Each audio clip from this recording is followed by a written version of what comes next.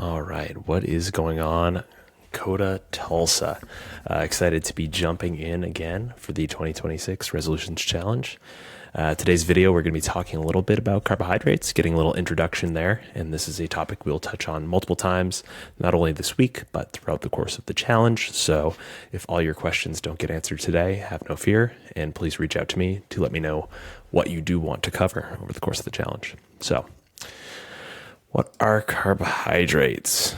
So to start off, what are carbs and why do I need them? So carbohydrates are your body's preferred source of fuel. Our body uses them, we break them down, we turn them into ATP to give us energy, long and short of it. And the way that we do that varies a lot depending on what the carbohydrate source is. So on this slide, you'll see there are a couple different types of carbs. You don't have to know the different types of carbs, but just getting a basic understanding of the fact that there are simple carbs and there are complex carbs. Simple carbs are things that are already broken down. Because they're already broken down, our body doesn't have to break them down as much. And so we're able to absorb the fuel from them more quickly. Under the complex carbs list, you might have heard some of these terms: starch, glycogen, and fiber.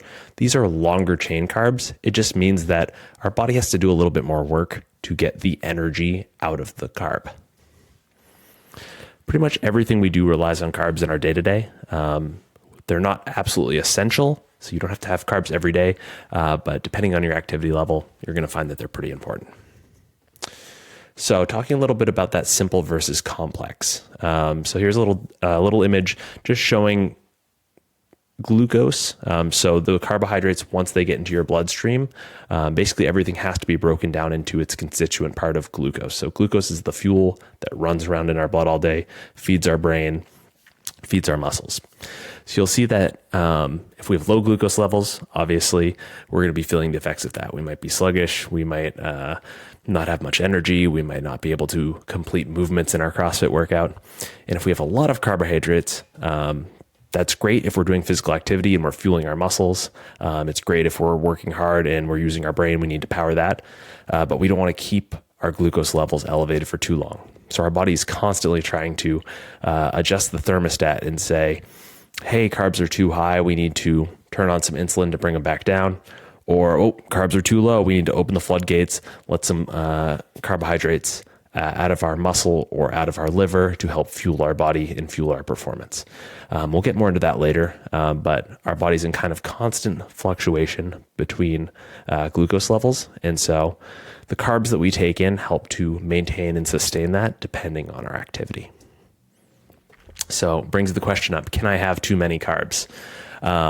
Here, I think it's really important to call out that context matters. So in one meal, probably not. You're probably not going to ever overeat in one meal. Can you have too many carbs on a daily and weekly and monthly and your entire life basis? Absolutely. Like I said, there are multiple things that can go awry if you are constantly over consuming carbohydrates. And we won't get into those in detail, but if you have specific questions, let me know what happens when you have too many carbs all the time. I think you probably already have a good idea.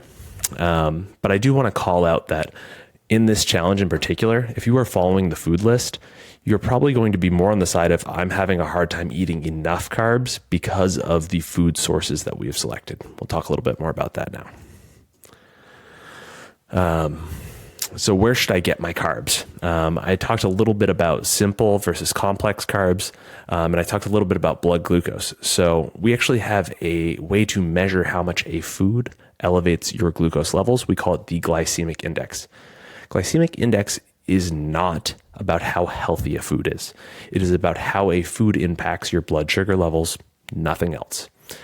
So based on a known quantity of that food, if consumed, what is the relative impact on your blood glucose? There are times where low GI foods are not good for you. There are times where high GI foods are not good for you. There are times where low GI foods are the right choice. There are times where high GI foods are the right choice. All of it is about that context of what am I trying to do?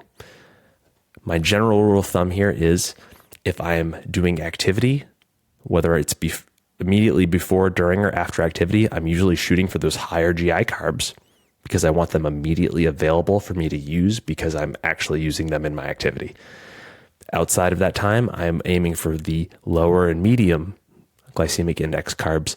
So they'll have less of an impact on my blood sugar and they'll give me more sustained energy. I don't need that rapid spike of sugar, of glucose.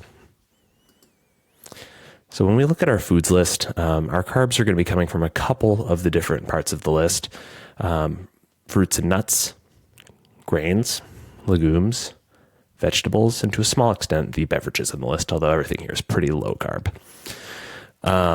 What I'm looking to do is around my workouts, I'm probably going to be trying to get in more of these dense carbs. So those are going to be the fruits and then things like white rice. Those are going to help bring my blood sugar back up or fuel my performance, as well as some of the potato options over here on the vegetable list. The rest of the time, I'm probably going to be filling in from other areas. I'm going to be focusing on lower glycemic items from the fruits list and nuts list. I'm going to be eating the vegetables during my lunch and during my dinner, as well as the legumes. So splitting it up and thinking about, am I fueling performance right now or am I fueling sustainability as we think about how we plan our meals relative to our carbohydrates? So that's all I got for you guys today. Let me know what questions you have, and we'll chat again soon.